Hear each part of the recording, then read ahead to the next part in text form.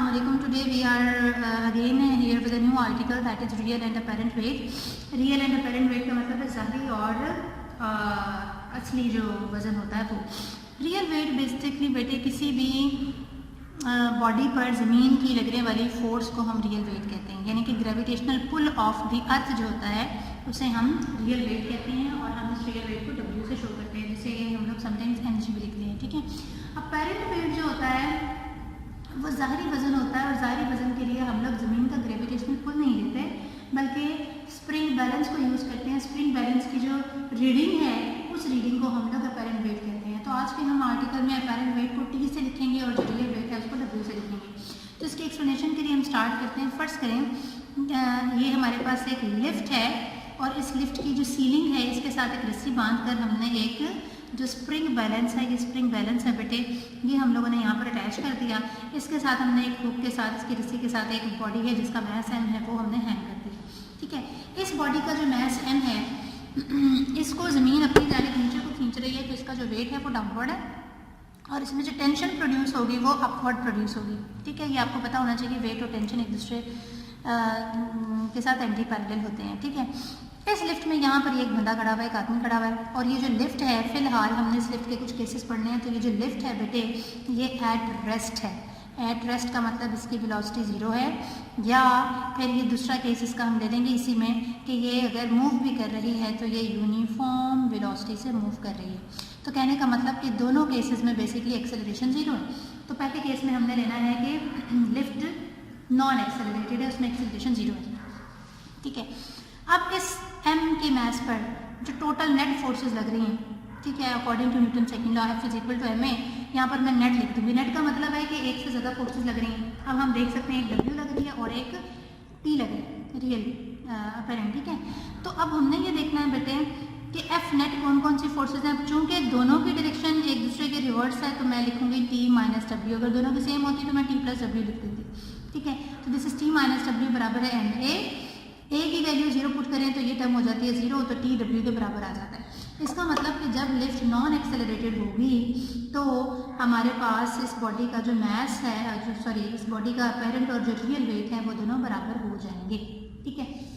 अब हम चलते हैं इसके सेकेंड केस पर.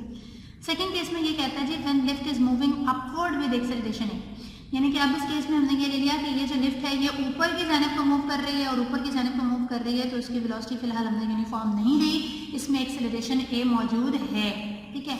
तो अगेन हम लोग न्यूटन का सेकंड लॉ लगाएंगे, F नेट बराबर है ma. अब बेटे ये याद रखें कि अगर कोई चीज़ ऊपर की जानिब को मूव कर रही है तो इसका मतलब कि उसके ऊपर निचले डायरेक्शन में लगने वाली जो फोर्स है वो कम है, इसीलिए वो ऊपर की जानिब को मूव कर रही है.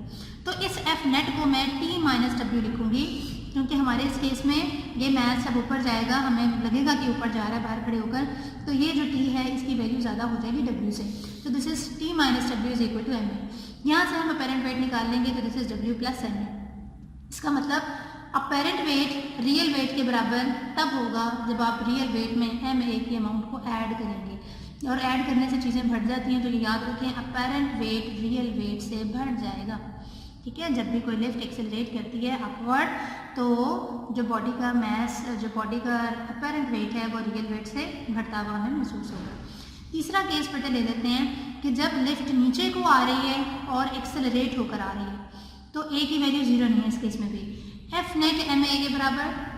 अब चूंकि बॉडी नीचे आ रही है तो निचली फोर्स ऊपर वाली फोर्स से ज़्यादा है, इसलिए मैं यहाँ पर W माइनस T लिखूँगी.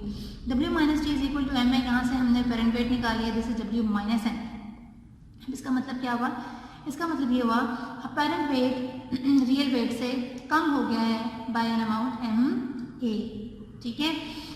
अब आ जाते हैं बेटे हम लोग फोर्थ केस पर. फोर्थ केस ये कहता है कि जब लिफ्ट इज फॉलिंग फ्रीली, कि जो लिफ्ट है जब वो फ्रीली फॉल करेगी.